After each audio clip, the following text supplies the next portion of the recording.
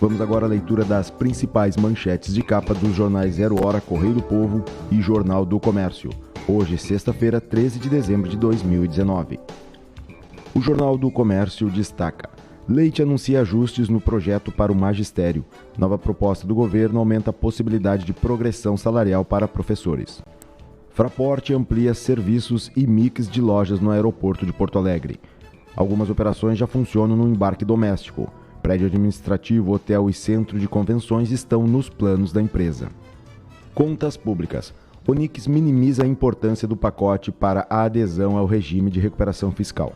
O ministro-chefe da Casa Civil, Onyx Lorenzoni, reconheceu o esforço do governo do estado ao propor mudanças nas carreiras do funcionalismo, mas disse nesta quinta-feira que as medidas não têm relação com o regime de recuperação fiscal. O Piratini tem avaliação distinta e vê o pacote como um trunfo para aderir ao RRF. O ministro Onyx Lorenzoni palestrou na Farsul. Conjuntura. Otimista para 2020, Federação prevê alta no PIB do país em 2,7%. Justiça. Supremo forma maioria para criminalizar o não pagamento de ICMS declarado. O presidente do STF, Dias Toffoli, pediu vista da ação que trata da criminalização do não pagamento de ICMS declarado ao fisco como devido. Pelos votos até o momento, já há maioria para tornar a prática crime. Barroso diz que é preciso ficar comprovada a intenção de não pagar. Tributos. IPVA 2020 poderá ser pago com desconto a partir de 17 de dezembro. Finanças. Saque integral do FGTS é autorizado a quem tem saldo de até R$ 998. Vamos agora à leitura das manchetes de capa do jornal Correio do Povo. Projeto do magistério muda para ter chance de aprovação. Durante mais de 3 horas, o governador Eduardo Leite falou com deputados, alterou a carreira dos professores, ampliou a oferta financeira e agora busca votos na Assembleia. O projeto começa a trancar a pauta a partir de terça-feira. A categoria está em greve há 3 semanas. Noite de música e magia para os jovens do Pão dos Pobres. Prédio histórico serviu de cenário para a apresentação dos pequenos músicos da instituição. Noite de comemoração teve muita alegria e grande público. Confira, pagamento do IPVA começa na terça-feira. Ensino, URGS é a melhor universidade federal do país. Veraneio, Operação Golfinho entra em ação. Maus tratos, asilo clandestino é interditado e a dona é presa. E o Tormombach, no futebol também existe a famigerada sucumbência. Juremir Machado da Silva, em 30 anos de casados, o mundo mudou radicalmente. Talinho Pitts, com as mudanças, pacote tem mais chances de êxito. Vamos agora à leitura das manchetes de capa do Jornal Zero Hora. Piratini propõe subsídio de até R$ 5,3 mil em 2022 a professor. A alteração do texto visa reduzir resistências da base aliada para a aprovação do projeto ainda neste ano. Rosane de Oliveira, mudanças tornam pacote mais palatável. Investimento no sol. O aproveitamento da energia solar cresceu 142% no estado, com empreendimentos como o do parque inaugurado ontem em Nova Santa Rita pela Rede La Salle. Telecomunicações. Leilão de 5G no país deve ficar para 2021. Conselheiros não entraram em acordo sobre modelo de concorrência a ser implantado. Indicadores da violência. Feminicídios têm alta e homicídios registram queda. Dados de novembro também mostram que latrocínios se mantiveram estáveis no Rio Grande do Sul. Calendário definido. Pagamento do IPVA com desconto começa no dia 17. O desconto pode chegar a 24,92% para o proprietário de veículo que optar pela quitação antecipada do tributo e for bom motorista. Eduardo Bueno. Um hotel para chamar de meu. Gisele Loblein. Exportação de carne suína para a China cresceu 51%. Leonardo Oliveira. Rivais que podem cruzar com o Inter na pré-Libertadores. Juarez Fonseca. Amarília Pera cantora em obra póstuma. Quadrigêmeos de Bagé vão para casa após 46 dias. Essas são as principais notícias que estampam as capas dos jornais Correio do Povo, Zero Hora e Jornal do Comércio nesta sexta-feira, 13 de dezembro de 2019. Eu sou o jornalista Everton Lacerda, que faço a leitura dos jornais a partir do estúdio do Sindifisco RS. Este foi mais um serviço prestado pela RS Rádio, a rádio web dos gaúchos. Tenham todos um bom dia.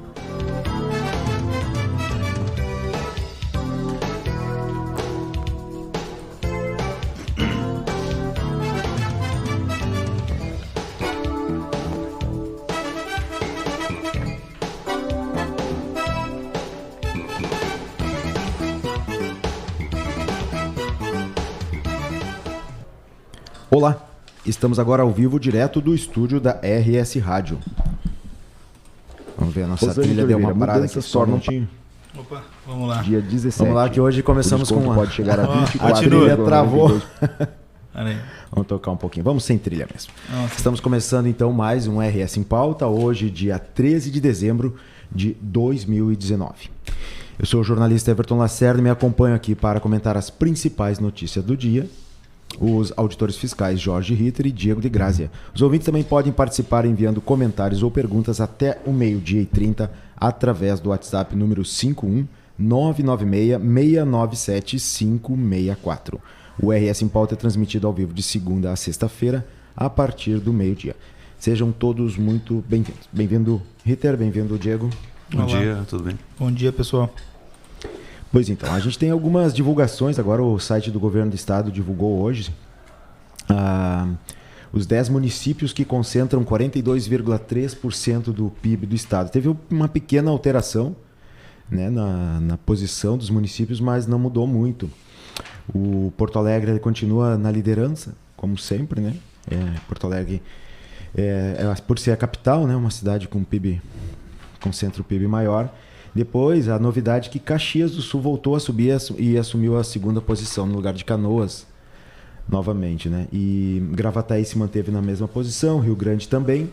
Triunfo subiu 4 posições, né? E agora está em sexto lugar. Novo Hamburgo se manteve em sétimo. Passo Fundo caiu 2 posições e está em oitavo. Pelotas se manteve em nono. E Santa Cruz do Sul também caiu 2 posições, mas está em sétimo. A grande, que não é uma novidade, mas é um fato interessante, é que apenas 10 municípios concentram 42,3% do PIB gaúcho. Bom, nós temos outra informação também, que é o Tesouro inicia o pagamento da folha de novembro. O Tesouro iniciou nesta sexta-feira o pagamento das parcelas da folha de novembro do Poder Executivo. A primeira parcela, no valor de R$ 1.150, está disponível na conta dos servidores que ganham acima de R$ 1.700 líquido. No dia 11 de dezembro, a Secretaria da Fazenda já havia quitado o grupo de servidores que recebem líquido até R$ 1.700, o equivalente a 34%. Acredito que já seja reflexo aí da entrada dos valores do Refaz, né, Jorge? Sim, um recurso extra aí, já tinha entrado alguma coisa. E hoje é o último dia do Refaz, que a gente vai ter uma ideia a partir da semana que vem quanto efetivamente entrou de recursos aí, né? O Estado vai poder programar seu fluxo financeiro adequadamente. Uhum. A gente vê que existe essa possibilidade aí do Refaz. E, se eu não me engano, também tem mais uma questão da cessão onerosa, né? Sim, tem 220 milhões para entrar em função daquele leilão do pré-sal, né? Perfeito. Uhum. Então o nosso calendário talvez possa ser antecipado, né? É engraçado o cara falar antecipado, né? Menos atrasado. Menos atrasado, né? Em face dessas ações aí, em especial aí da Secretaria da Fazenda na recuperação aí desses valores, em que pese a gente tenha algumas restrições a esses programas, né, de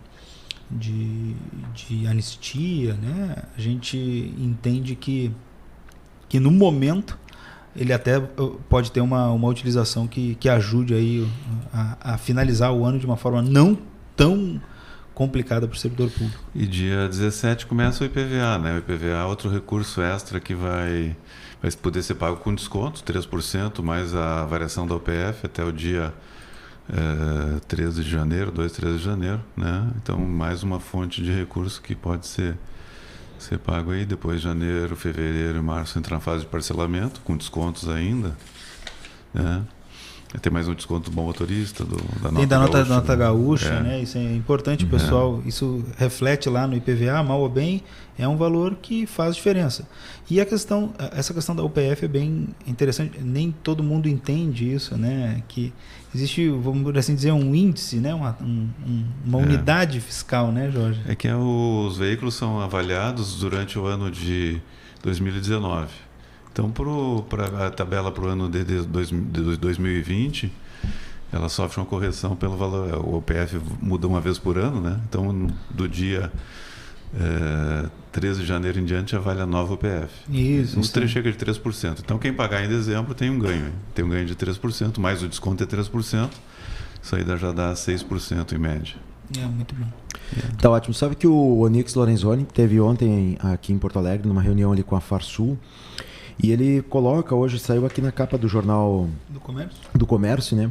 Que ele minimiza a importância do pacote do governo estadual para a adesão ao regime de recuperação fiscal. Então, embora ele comente que concorda, né? Acha bom o pacote que está sendo feito aqui pelo governo, mas ele deixa claro que não depende do RF, não depende do pacote. Mas, de repente, isso é uma forma como o governo tem tentado demonstrar algumas vezes que para que ele consiga aderir ao regime de recuperação fiscal é necessário esse pacote que na verdade está apertando, né, um pouco a questão dos trabalhadores aqui. Então o governo, o Onyx Lorenzoni deixou claro ontem que não tem relação. O maior problema, se não me engano, são as garantias, né, Jorge, das empresas aí que precisam ser alienadas e tudo mais, porque a questão da lei de responsabilidade estadual já foi publicada lá no governo Sartori, né? Então, essas adequações aí, elas já estão, que são necessárias, já estão presentes. A questão de se aprovar ou não aprovar o pacote, acredito eu que não influencie tanto, né, na adesão ao RRF do que a garantia específica, né? O que vem se batendo muito na tecla é que o governo federal estava exigindo a questão da privatização do Banrisul. Né? E o governador Leite disse, não vou privatizar o Banrisul, nós temos outras empresas para oferecer e está oferecendo outras empresas. Mas esse argumento de que o pacote é essencial para o RRF é só dizer, não, essencial para o RRF seria, por exemplo, a privatização do Banrisul. Não que nós sejamos favoráveis à privatização do Banrisul, mas não é a única opção e se não aprovarem os pacotes não vamos ter RRF, não é isso efetivamente. Né? E o cenário mudou um pouco também. Existem as aprovações da Previdência na União, né, que traz alíquotas maiores e a base de cálculo maior para os inativos. Exato. Então, tem certos ajustes que vão ocorrer independentemente do pacote, embora constem no pacote. Né? Já existe a lei também, a PEC emergencial lá em Brasília, também, que faz um ajuste, uma possibilidade de redução de 25% da jornada de trabalho, 25% do salário. Então, o cenário hoje é um pouco diferente. Tá certo. Eu vi uma informação, eu não encontrei ela agora, para checar novamente, que parece que esse ano é possível pagar o IPVA em outros bancos, né? Eu não sei se todos os anos era possível já pagar no Bradesco ou era Sim, Banrisul. O IPVA tem uma rede ampla de recolhimento, né? Bradesco, Banco do Brasil, uma série de outros bancos que dá para pagar, pode pagar o IPVA. E fica de forma automática também, assim como no Banrisul, só dando o número do... Eu acho que é o Renavan, né? O número da placa. É o CRLV, né? E a placa e o Renavan. Ou a placa e o Renavan, né? Tem que sempre entrar com 2 dados, né? Placa e Renavan, para não dar confusão. Às vezes o cara erra o número da digitação da placa, às vezes quando era só a placa, o contribuinte pagava pelo outro, né? Tá aqui, viu, Everton? Banrisul, Bradesco, Sicredi e Santander. Em qualquer agência ou ponto de atendimento, ou pelo site dos bancos. Banco do Brasil, só para os clientes, né? E é isso. Também na lotérica é possível pagar da Caixa Econômica Federal. E vocês recordam se nos anos anteriores já era possível pagar por bancos privados também? Sim, sempre foi. Então tá, eu tenho uma outra notícia aqui no site do governo também, que a Receita Estadual entregou dados de sonegação ao Ministério Público do Rio Grande do Sul. Foi ontem, né? Ela apresentou uma nova relação de empresas apontadas por sonegação de ICMS. Isso é importantíssimo e só para trazer o gancho, né? Ontem não terminou o julgamento, mas teve o julgamento da questão da criminalização do não pagamento, do não recolhimento do ICMS, né? Então, se eu não me engano, 6-3, Jorge? 6-3. 6-3. Faltam 2 votos. Faltam 2 votos. Então, ou seja, né, já se decidiu aí que essa questão de não pagamento, ela pode se tornar, pode ser caracterizada aí como crime caso haja aí a intenção, né, o dolo na realização. E isso, a gente volta a dizer aqui, eu não canso de falar aqui, né? Por que isso, pessoal? Porque o ICMS é um tributo indireto e que ele está incluído aí por dentro no seu pagamento. Então, quem paga o ICMS, quem arca com o ônus do ICMS é o consumidor final. Você, ouvinte, quando compra qualquer produto que está sujeito a incidência do ICMS, você que é o consumidor final, é você que paga, sai do seu bolso. O vendedor, o dono da empresa que comercializa a mercadoria, ele simplesmente tem o dever, como contribuinte de direito, de recolher esse valor aos cofres públicos. Então, a tese que está lá no STF, ela trabalha dessa forma, né? Vamos dizer assim, uma apropriação indébita, porque aquele vendedor que fez a operação, ele já recebeu o valor, ele simplesmente não repassou para o governo o valor que deveria ser repassado, já pago pelo contribuinte de fato, que é o consumidor final. Nessa legislação aí, aqui no Estado já existe um avanço. A gente criou o conceito de devedor contumaz. Eu vi ontem no julgamento que eles falaram assim, a inadimplência como uma intenção o cara declara e não paga. Declara e não paga com a intenção de não pagar, né? Porque existe uma inadimplência eventual, que o contribuinte aí tem um aperto e não paga um mês, depois vai lá e negocia, parcela, enfim. Mas a gente criou aqui o conceito, e está no procedimento tributário aqui do Estado, o conceito de devedor contumaz. É que aí a gente tipificou na lei, né? O contribuinte que vários meses não paga, que não negocia, enfim. E depois foi criado um regime especial de fiscalização, que a gente chama de REF, para acompanhar esses contribuintes. Então, aqui no Estado a gente já tinha um trabalho feito, que foi parar nos tribunais, enfim, e essa tese foi vingando, né? Porque declarar e não pagar é uma forma de tu fugir da pecha de sonegador.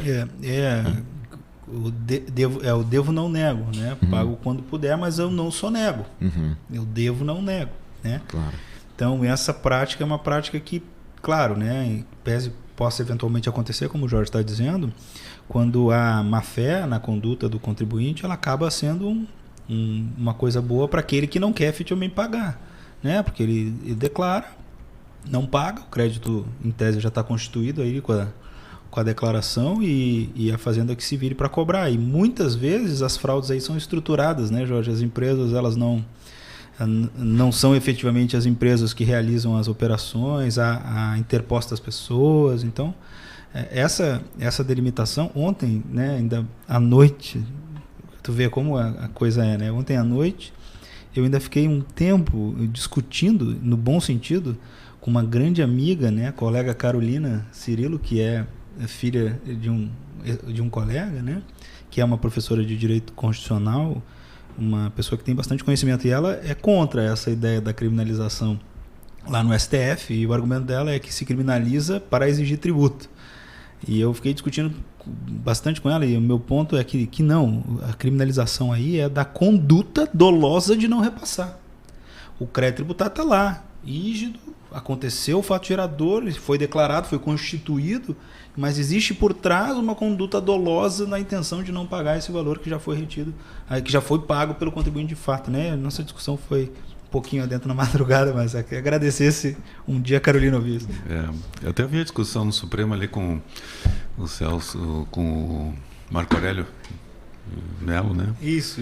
Esse foi o voto. Não está tipificado. Exato.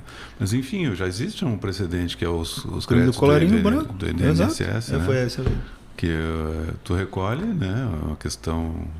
O cara recolheu do empregado e não repassou. É apropriação indébita, aqui né? no ICMS é similar. Tu recolheu do contribuinte, de fato, que é o consumidor, e não passa para o Estado. Exato. Esse é o argumento, né? Mas e aí? Os penalistas trazem essa questão, né, de se usar o tipo penal para exigir a cobrança do tributo, mas eu volto a dizer, o que para mim a ideia é criminalizar a conduta, né? Mas depois o cara vai pagar e vai se eximir lá da conduta criminal. Bom, a transação é outro ponto que nós temos que trabalhar. É muito importante a ação que ela ataca esse planejamento tributário efetivo, né? Que as empresas fazem e estava passando assim, depois aquela empresa fecha e fica o Estado cobrando na justiça e um crédito podre, né? Exato. Esse tema é muito importante a gente conseguir explicar de forma mais simplificada possível, porque a administração tributária, né, essa relação de tributos, ela é bastante complexa. E é claro que quando o pessoal dessa área, vocês, por acaso, trabalham, discutem com outros auditores ou advogados tributaristas, têm uma noção mais profunda. Mas o nosso ouvinte, ou a população, de forma geral, não tem nem obrigação sequer nem de estudar disso, isso, né? De saber. Só que isso foi muito utilizado, e às vezes é muito utilizado de uma maneira pejorativa e equivocada, completamente torta. As entidades empresariais, elas gostam de dizer, né? Agora, por exemplo, nós vamos nos deparar no final de 2020 com uma necessidade, né? Porque a lei diz isso, de redução da carga tributária do ICMS, de redução da alíquota do ICMS, tá bom? Essa discussão vai se dar em 2020, né? Porque houve um aumento de alíquota que vai durar até 2020. Os empresários dizem, não podemos manter a carga porque nós não temos condição de pagar mais imposto. Só que ele, empresário, na realidade, ele só repassa o valor, porque o valor está embutido. Como disse, você vai lá comprar R$50, vamos dizer, carne, né? 1 quilo de carne hoje é 40, vamos assim dizer, né? R$40. O ICMS está embutido dentro disso. Exatamente. Né? Então, quando você paga os 40, vamos fazer o cálculo rápido e não correto, mas para fins de demonstração, 20%, R$8. Os R$8 de ICMS estão dentro lá daqueles 40, né? Na realidade, o valor da mercadoria efetiva é 32. Exato. Então, quando você paga 40, você já paga os 8, né? Então, o que acontece? O cara que vende a carne, ele fica com os 32, que era o valor dele da mercadoria mais o lucro, e com os 8 que você pagou. Que ele tem o dever só de passar para o poder público. Isso. E aí isso não acontece. Então, a diferença da carga tributária não vai mexer no valor ali do efetivo da mercadoria, e sim no quanto você paga ou não de tributo, né? Você consumidor final. Isso tem que ficar claro, cada vez mais claro, para o pessoal entender essa questão dos tributos indiretos. Talvez, né, numa reforma tributária, se eu não me engano, né, Jorge, saindo, né, indo por fora lá o valor da incidência do IVA, como é nos Estados Unidos, né? Nos Estados Unidos você vai pagar lá você compra o produto, você vai pagar o produto, é 30 mais taxa. Aí na hora do caixa você paga lá 32, 33, mas ele te vende 30. Ele é 30 que ele precisa. Os 2 e pouco é do governo, já vai recolhido direto, né? Essa é uma ideia interessante. O problema do ICMS é que o ICMS ele tem o conceito por dentro, né? Ele não aparece. Tu olha ali o preço da mercadoria, a geladeira R$100, o ICMS está ali dentro. Né? O preço da geladeira, na verdade, é 82, né? E isso, na reforma tributária, todos os projetos ali passam o IVA a incidir por fora, né? Então, tu vai comprar com a geladeira de R$80, mais o IVA. Mais taxa. Aí tu enxerga, né? O consumidor vai ver, não, isso aqui eu estou pagando de imposto. Né? Não taxa no sentido próprio, né? Mas mais como é nos Estados Unidos, plus tax. Então você paga os 80 mais o que vem expresso de imposto. Não como é hoje, porque hoje a gente não sabe quanto que a gente paga efetivamente, né, de ICMS, ou nós, o consumidor final. Claro, porque é aquela discussão que a gente vê o contribuinte, ou que chega o discurso nele de que o imposto está muito alto e que não tem retorno do Estado em serviço público. E é aquela discussão que eu já vi que acontece no âmbito do planejamento ali, da reforma tributária solidária, que o imposto ele pode ser alto ou não, mas isso depende do serviço que é devolvido à população. E sem dúvida, o Estado ele vai devolver um serviço menor se ele tiver menos recursos. E a sonegação faz com que ele tenha menos recursos. Sim. Sem contar com a questão da concorrência desleal. Exato. Porque ou muda a regra para todos e todos contribuem um valor a menor, e isso é a sociedade que vai decidir. Exato. Né? Os mecanismos tributários, as secretarias de fazenda, elas vão fazer cumprir aquilo e fiscalizar para que aquilo ocorra. Mas é a sociedade, através do parlamento, através das leis, que vai construir essa legislação. Eu sempre digo isso, né? O fiscal não é mau. O fiscal é o cara que tem, por ordem legal, um dever vinculado, né? Então, a lei diz X, o fiscal não tem que cumprir X-1 nem X+1, ele tem que cumprir exatamente X, e isso está expressamente delimitado aí em todas as normas, em especial no CTN, né? Que a nossa atuação é uma atuação vinculada à lei. Quem decide o que nós vamos fazer é, ao fim e ao cabo, a população, por meio de seus representantes, né? Há um grande brocardo, que eu não canso de citar também, no taxation without representation, né? Não tem tributo se não tiver aí a decisão efetiva do titular máximo do Estado, que é o povo. Então, é muito importante isso, né? O fiscal, ele é só um servidor público que está plenamente vinculado ao que está decidido pelo parlamento. E nessa coisa de imposto sempre se tenta empurrar para o outro, né? Tem outra frase em inglês também: don't tax me, don't tax thee, let's tax the guy behind the tree. não cobra de mim nem de ti, vamos cobrar daquele cara que está lá atrás da árvore. É bem por aí, velho.